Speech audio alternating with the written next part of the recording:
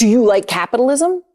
No, I have many critiques of capitalism. Capitalism as we know it doesn't work. Capitalism isn't, to me, it's an ideology of capital. And to me, that ideology is not sustainable and cannot be redeemed. As you watch this, understand they knew he was going to be going on television. They understood that this guy would be broadcasting a socialist message to the world, and it was still jaw-dropping. Wait a second. Your parents fled Maoism to come here for capitalism. Did I hear him correctly? Okay, I just wanted to, okay. And so they come here because they don't like the imposition of American imperialism in the country that they're in? Yes, in many countries. Oh, I'm sorry, I was wrong. They left where they were because capitalism was being imposed in those areas, and they didn't like it. So where'd they go? To the place where the capitalism came from. Oh. Oh gosh, Martha's been in the business way too long. She just dices this kid up. Oh my gosh. So you left the place where the Americans were imposing capitalism, and you came to the place, or your parents did, where the capitalism was flourishing. You got that? Make any sense? And she's like, well, it seemed like you'd run away from the capitalism. You wouldn't want to be near capitalism. Was Cuba not available for your parents? They decided they wanted to come here. Okay. If that were the case. But, it's interesting because the shining path, if you look at what they wanted to overthrow the democratic institutions in Peru. They wanted to abolish capitalism in Peru. And we see some of those same threads in the DSA in terms of what it stands for. And one of the things is very... He nodded. We see those same things in your organization. No. She threw a curveball at him. He wasn't well read on his Communist Manifesto when she threw that at him and said, so you want to get away with Article 1? No, it's fine. But you want to get rid of the Senate? Yeah. Well, then you want to get rid of Article 1. Already, first 2 minutes into this thing, he's done. She's already got him in knots. I don't know why they sent him out here as a foot soldier, why they brought him out to be the representative. Ugh, wow. Give. Oh. This is sad. It's scary, but sad. Why is it scary? Because they really believe this stuff because they don't know. That's not what she asked you. She asked you, in what reality do you spend $30 million to open one grocery store to be a competition to the other stores in the area? That's what she asked you. Because you are looking at a behemoth that is basically has unlimited capital to put you out of business. That their spending power, if it costs you $30 million to open one grocery store, that means you're going to spend whatever you need to do to make this work and to hurt other businesses. Now listen to what he says here. All right, so I want to address that right there because I keep hearing this type of rhetoric for everything. Hey, if having a rent freeze is going to cause you not to be able to make your mortgage payment, maybe you're not a good landlord, you shouldn't be here. Hey, if you can't hire this person or that person, or you need to pay them the quote living wage, then maybe you shouldn't be in business. These people have no idea. When you put a business together, as most of you probably know, and you have a business plan and you understand what your margins are, which this kid probably doesn't know, and you understand what a P&L statement looks like, you're basing it on the conditions at that time. You say, I think we can make it, honey. I think we can make it, Mr. and Mrs. Other partners and investors. Here's what we can do because this is the information we have on the market.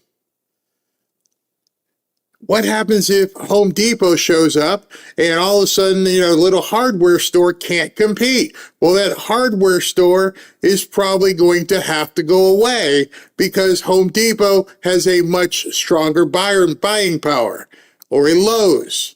However, those are private businesses. It doesn't mean that the people that couldn't compete with Home Depot need to be folding up, because that's something that's competition.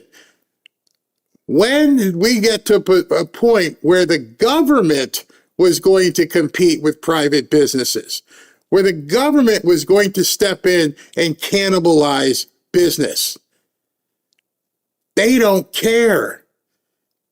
You can't afford? Too bad. We're going to crush you. That is not, that is, we have laws against that. It's called monopolizing. You couldn't do that if you were an airline. You couldn't do it for any other business. You have to be competitive. None of us has to go to Home Depot. None of us has to go to Lowe's. We don't have to go in our area, Publix. What they're doing is we're going to wipe out everybody, and you have to come to the free grocery store. Oh, you couldn't compete? Too bad. My question to him, do you know what the margins are at groceries?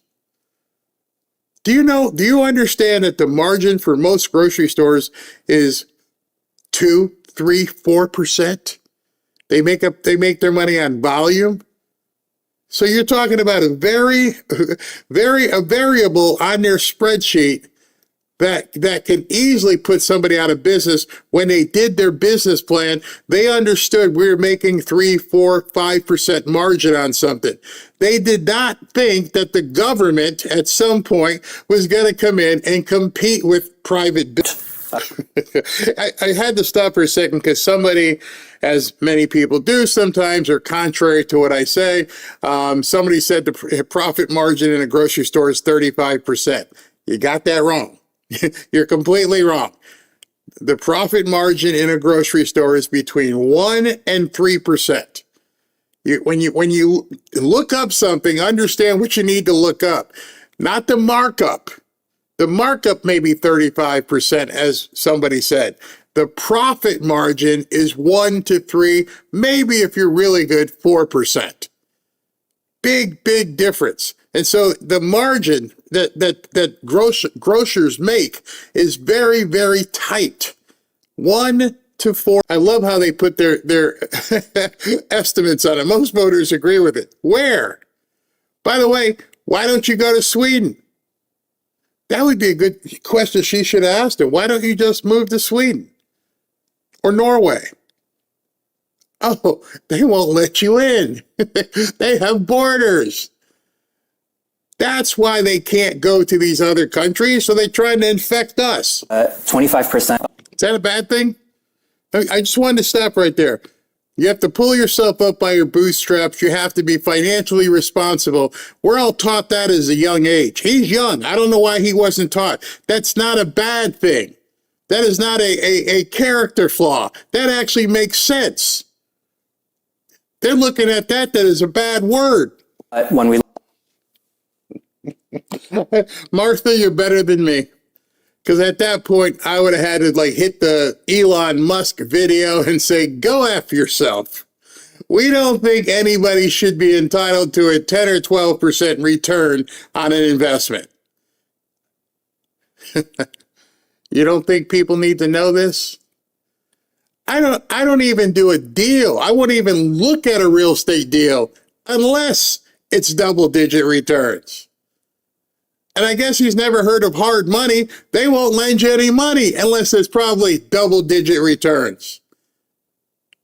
And anyone who bought stock or got some IPO with SpaceX or bought silver when it was going really well and have experienced unbelievable returns, he's saying nobody is entitled or deserves double-digit returns.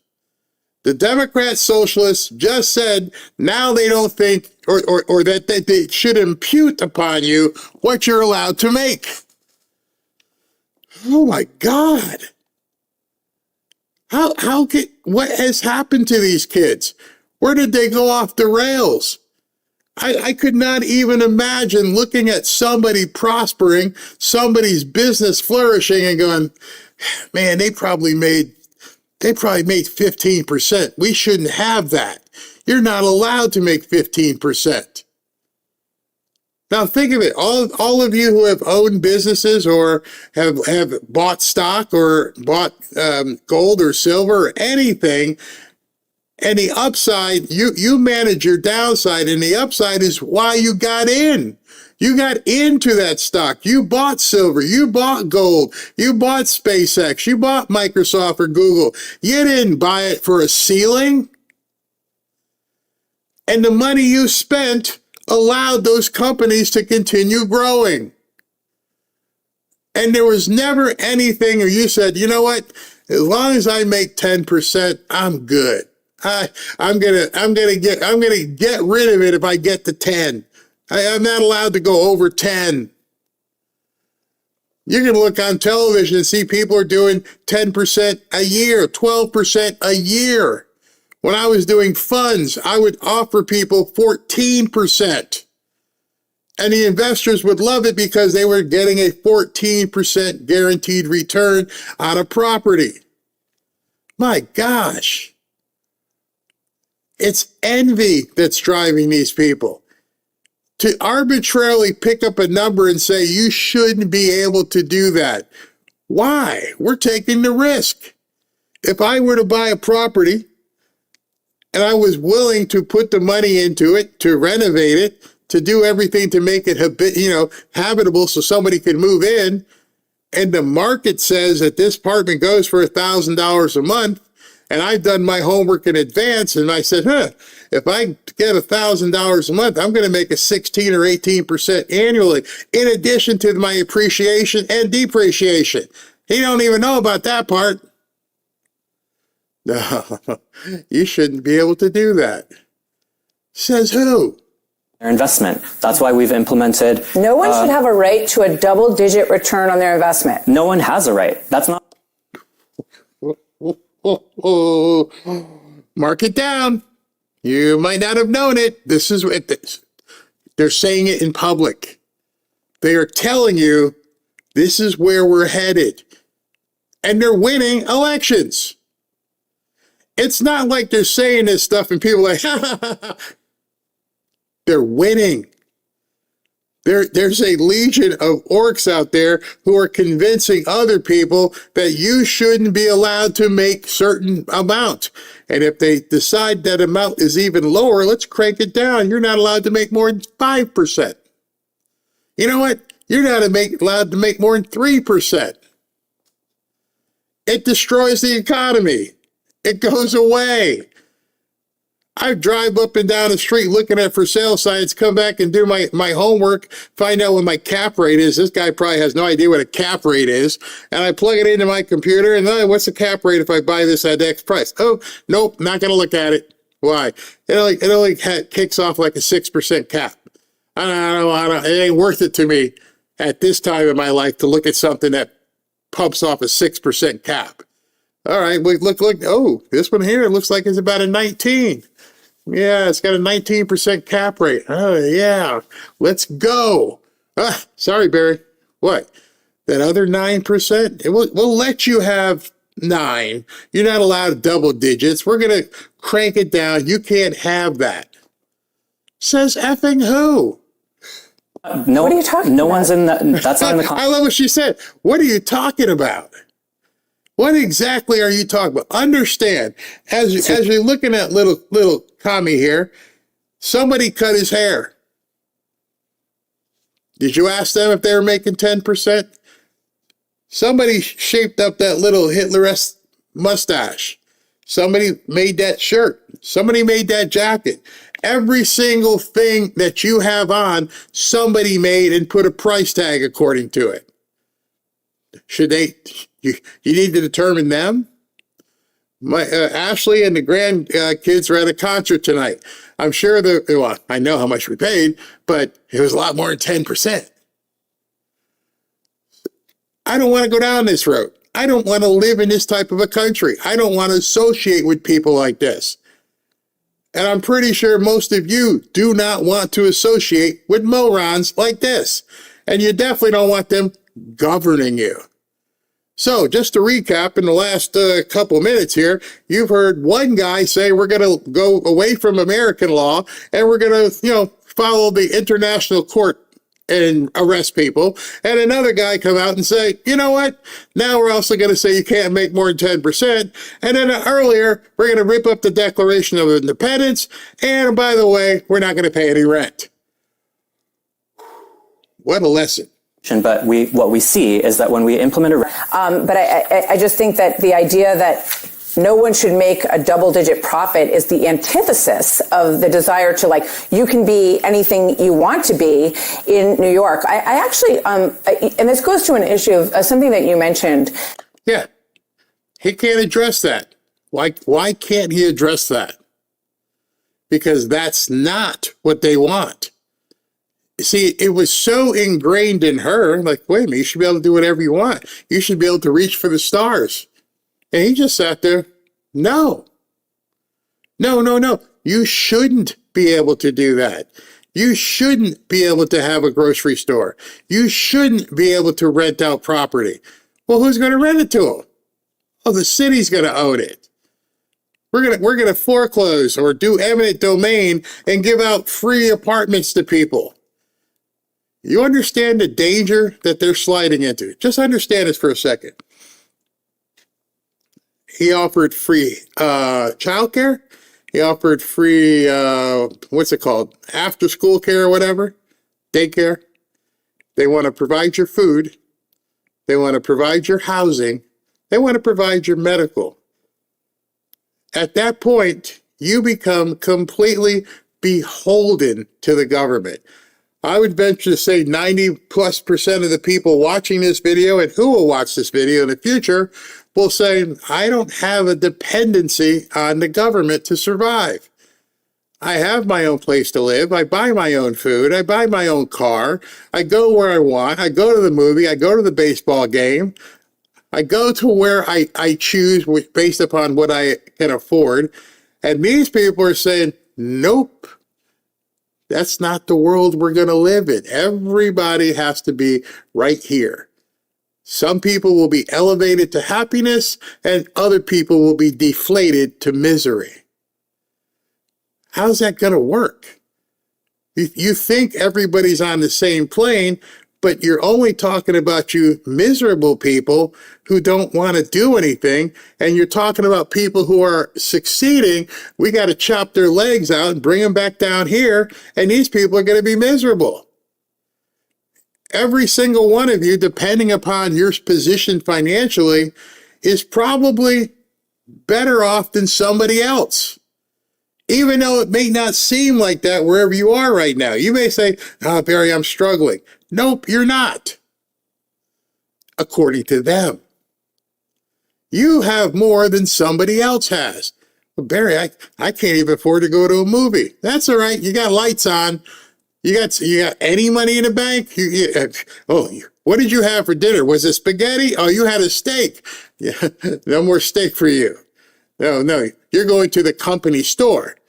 You're going to go to the government store, and we can check, and you bought steak last week.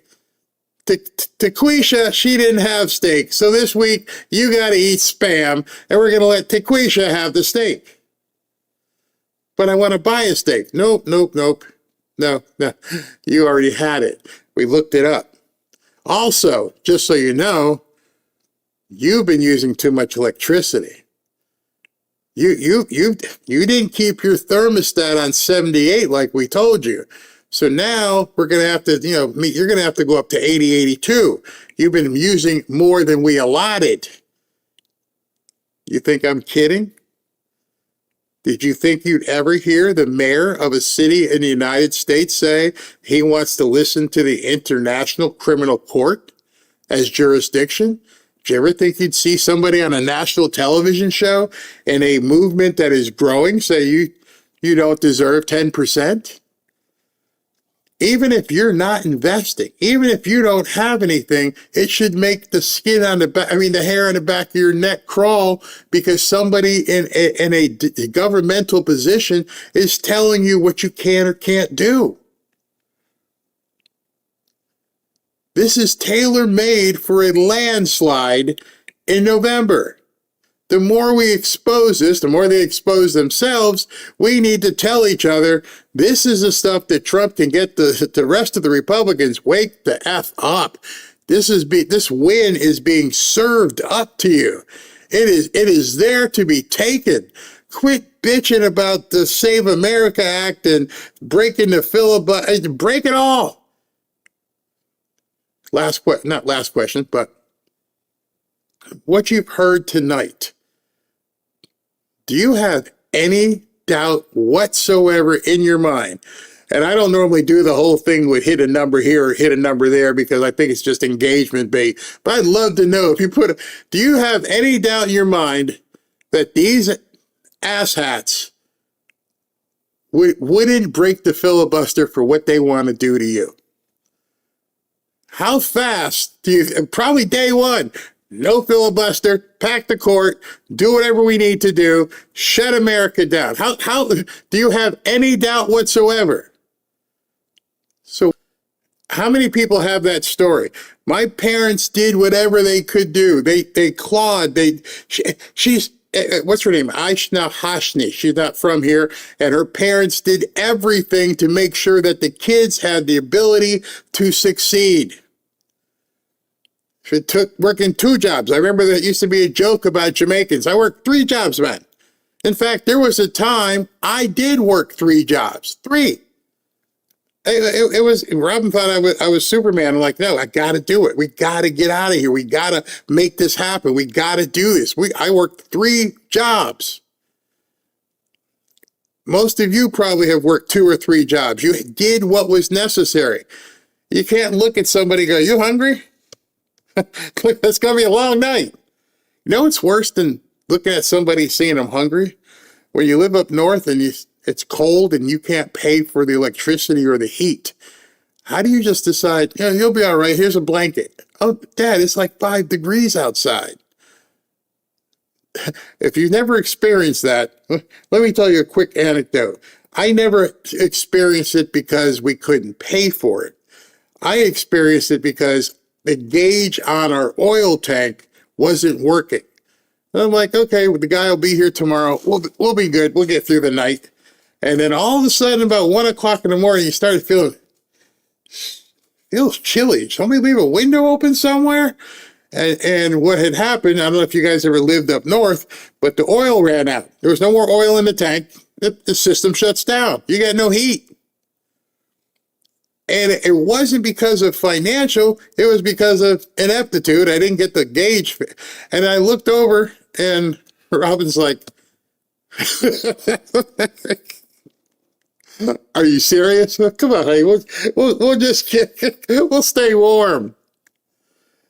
No, you do what it takes, no matter what it takes. And these kids somehow have forgotten. What? No, that's the problem. You are too stupid to know. Most of us did this. My first job, my very first job, it was a store called Caldors. It was like a Kmart competitor back then up north. And I worked in the seasonal department. And again, between them and my father, they thought I was a forklift because all I had to do was move wood chips and stuff and carry stuff around. But that was my first job. We all had those grunt jobs. These kids don't want to do the grunt jobs. They don't want to work their way up. They want it here. But hey, man, you got to go work in Wendy's. Your father did it. This dude's father worked at Wendy's. I see the people of my generation, my friends, they feel like they can't afford to have a family anymore because the prices have skyrocketed so much. Okay, so what he just did there was skip over that entire period. Number one, you shouldn't be looking at having a family until you've done the other stuff first. Why aren't your friends working 2 jobs or 3 jobs to actually get to the point where they can go ahead and have kids? Nope, we just want to have kids. You can't afford having kids. A lot of people can't afford having kids. That's why they're on welfare. I wasn't talking about tenement squalor. She was talking about just living in a tenement. To them, it's squalor. Our sights are here. I need the beachside mansion. We've talked about that a few times. We'll probably talk about it again because I got something to show you. But the whole problem is they have no direction. Listen, work here at Wendy's. In a couple of years, you might get to the fry-later. And then a year or so after that, you might be a manager. And then there at that point, you might be a GM or you might be recruited to go someplace else. Nobody wants to put the time in anymore. That's the problem. They don't look to the point where, you know what, I got to put my dues in here. I've got to work. I've got to do something to get to the point where I'm making good money. I'm pretty sure Martha McCallum didn't show up one day at Fox and said, I want my own show. They're going to look at her and go, here's what you did. What did you do? These people don't build their resumes. They don't have any idea. We want the fast track. The time you're spending coming together trying to do a new economic system, you could be working someplace.